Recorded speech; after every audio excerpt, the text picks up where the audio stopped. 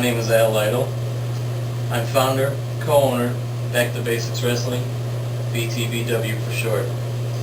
Decided to take some time and film a little documentary on how BtBW came to be, from my childhood to my teen years to now, on how Back to Basics Wrestling was formed, why it was formed, and where it's going, and how we will become the next big thing in professional wrestling here in Kenosha, Wisconsin, and soon, who knows where. So sit tight, enjoy the flick, and thanks for all your support, and keep it coming.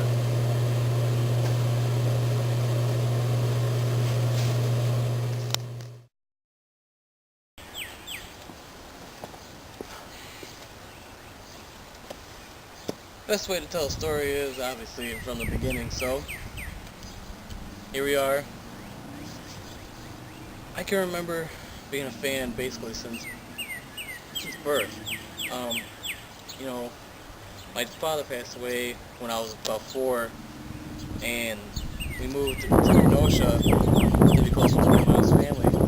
And my earliest memories are watching, wrestling matches with my grandma and grandpa. My most vivid one would have to be WrestleMania 3, watching the epic encounter between Hulk Hogan and Andre the Giant at my grandma and grandpa's. I remember sitting on the floor with the old rubber LJN dolls, duking it out with Hulk and Andre in the middle of the plastic ring, and that obviously planted the seeds early.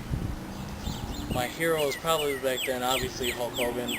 Everyone was a Hulkamaniac, Ultimate Warrior, Macho Man Randy Savage, big fan of his, still am to this day. All the way up to, Shawn Michaels, Heartbreak Kid, and Bret Hart. I think those two, obviously being, very close and similar to their size, inspired me to want to really do this. And I remember back in '96, WrestleMania 12, Iron Man match between those two. Me, my mom, my best friend Jeremy, sitting around watching the pay-per-view. I remember that being really the first match. I was literally on the edge of my seat, not knowing what was going to happen.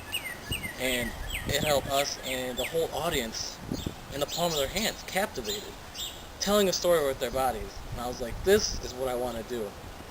I know it's the most exciting piece of athletic entertainment around, and I want to do it. So it was around this time that me and my best friend Jeremy, my mom, we were going around the shows, indie shows in Kenosha, Racine, all the corresponding counties around here, and obviously WWF shows up in Milwaukee at the old Mecca. And we figured, well, we didn't know how much a school costed, where we could learn back then.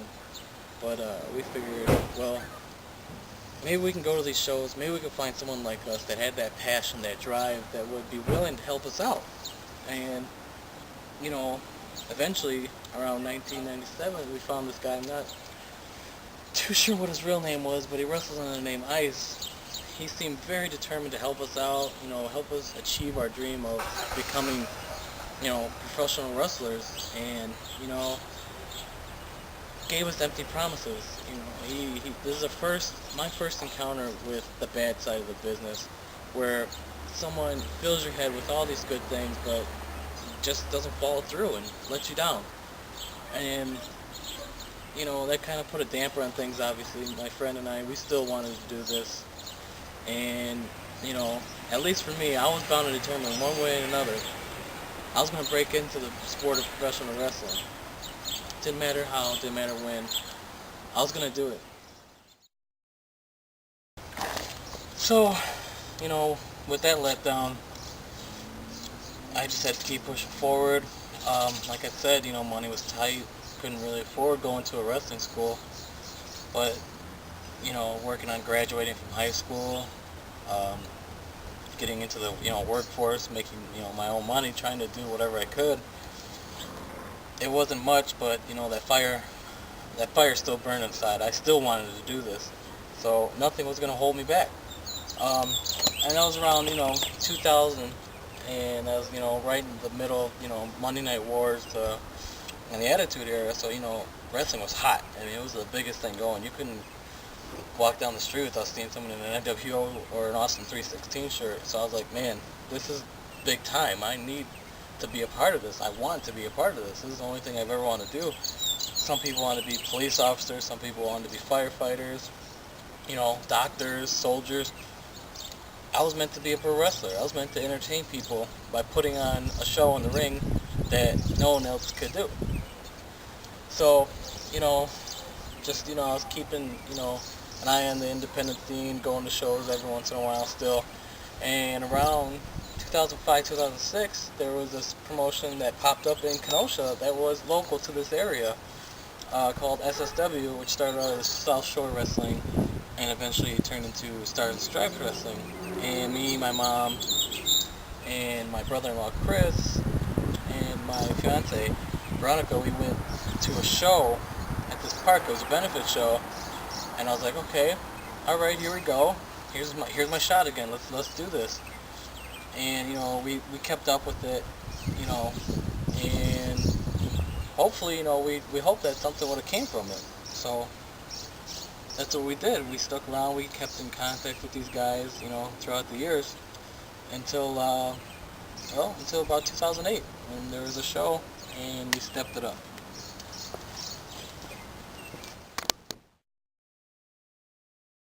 So, the year's 2008, and I believe it was September, we went to an SSW show, and we decided we were going to ask somebody, how do we get in this business? How can someone here train us and make us, our dreams come true? Because my brother-in-law Chris, him as well, wanted to do this.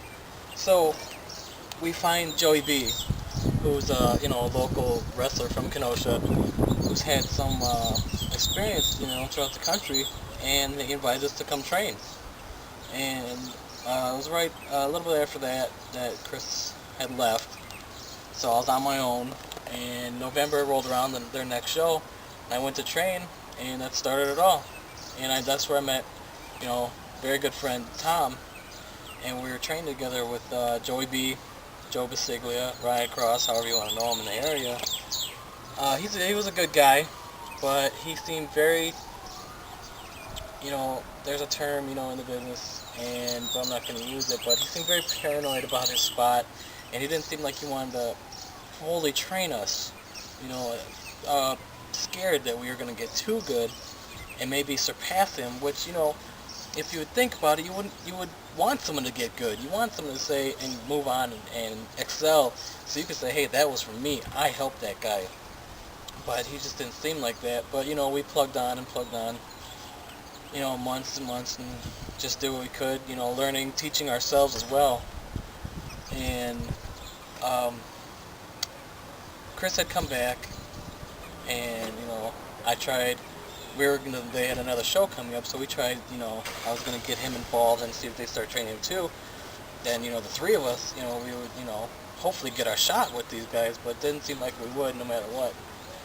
But then it was just after New Year in 2010, I received an email from the owner of SSW, RJ, saying that he was not running any more shows indefinitely.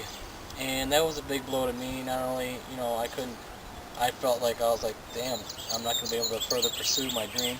Not only that, but, my best friend and my brother-in-law as well were kind of, just displaced for no reason.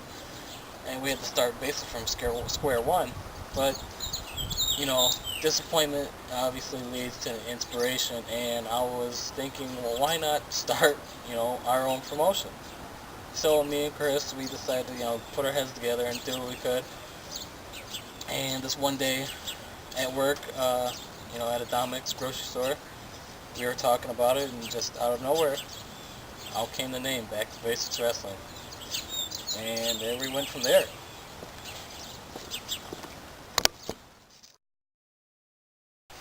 So, this is where it all began, in my garage.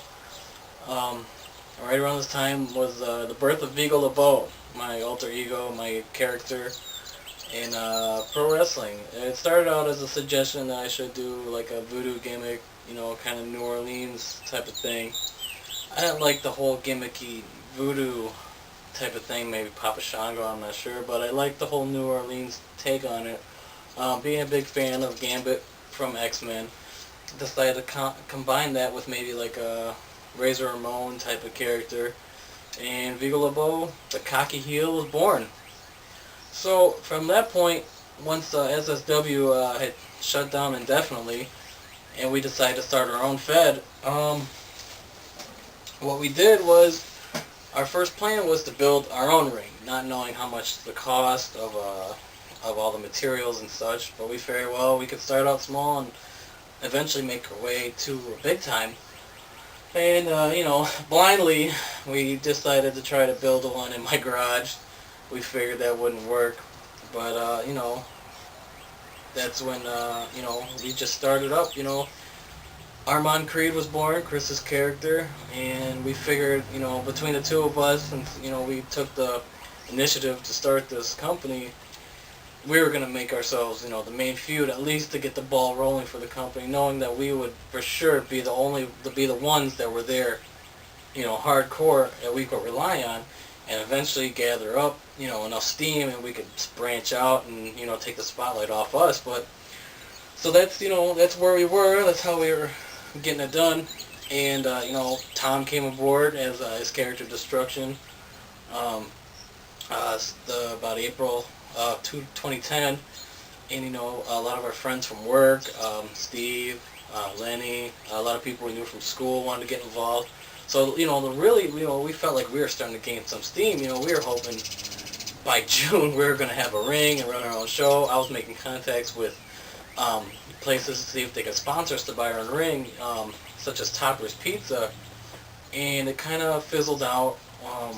Obviously, on their hand, I could see them not wanting to trust an unknown product by lending out that much money to start up a company. But on my hand, I was disappointed. I never gave up, though. Never gave up. I know that we were taking our dream in our own hands. Obviously, no one else was going to give it to us. They weren't going to help us out.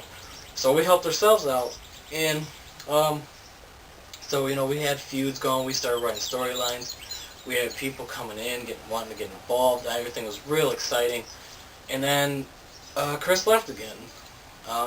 He'd come back after the first time, and we started this, and we had planned so much around the Vigo LeBeau and Armand Creed characters' feud to carry the company, at least through the first year. And, when he left, with no sign of him returning, that was it. And we didn't know what to do. But with Tom and I, we regrouped and adapted. We changed a few things, sure, but everything started coming together around the fall. We tried to, pool our resources. We looked for ring to buy, and there's certain websites and places that sell them. Obviously, very, very pricey. And we found another wrestler who was selling a ring, who had promised us real cheap. It seemed like he was trying to help us out, and it was very cool. And then all of a sudden, he sold it from out underneath us, and we were screwed. We were back to square one. But we kept looking, and then we found another ring for sale, not too far from Kenosha in Jackson, Wisconsin, from a guy named Mike Thompson, who ran a promotion for about 20 years called Powerhouse Pro Wrestling. And this ring that we got from him has so much history in this business. So many superstars, past, and present, have wrestled in it, such as Eddie Guerrero, Rey Mysterio, Mick Foley, a lot of the original ECW guys. And we got a great deal. He was helping us out, and it was fantastic, and we were on a roll. We had our ring, and we had our roster. Our roster was coming together. We had young guys who wanted to do this, seemed like they wanted to do this. It's another time for another story on that one, but things were really coming together, and we're on a roll, and we're feeling really good.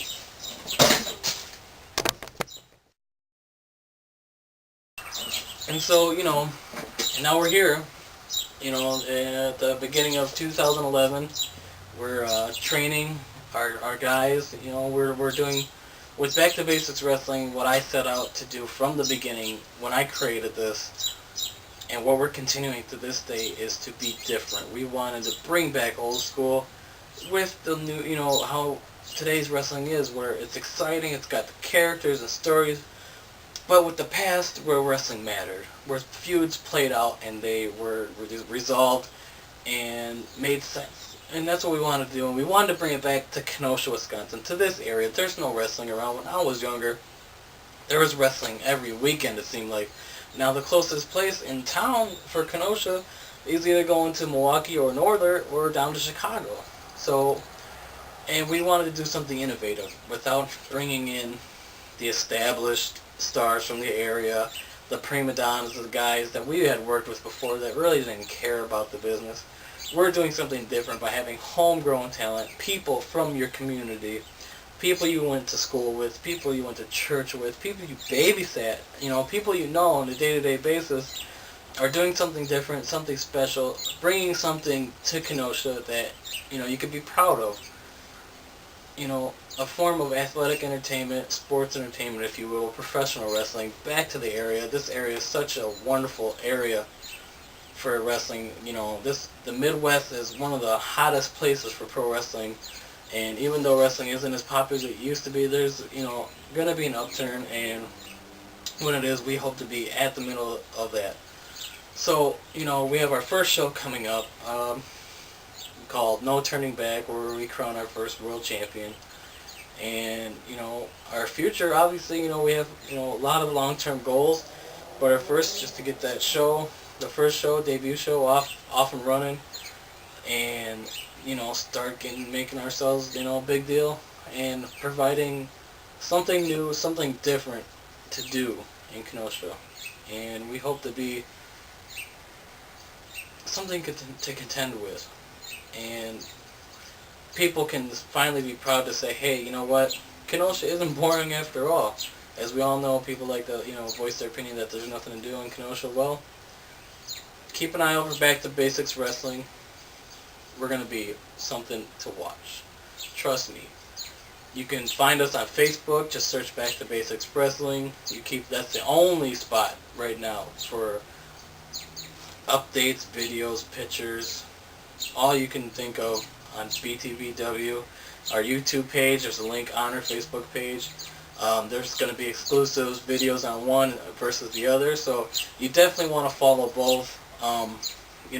We're taking a hold of the social networking thing, the fad, the big thing that's going on right now with the Facebook and Twitter, and we're going to use it to our advantage, and we hope that you people enjoy what you see.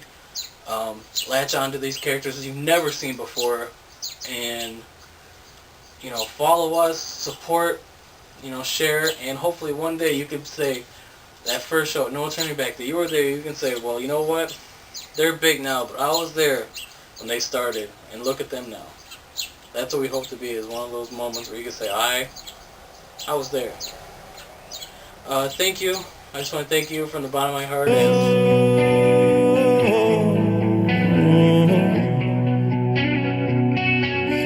I was born, a shotgun in my hands, behind the gun, I'll make my final stand, yeah, and that's why they call me bad company, I can't deny.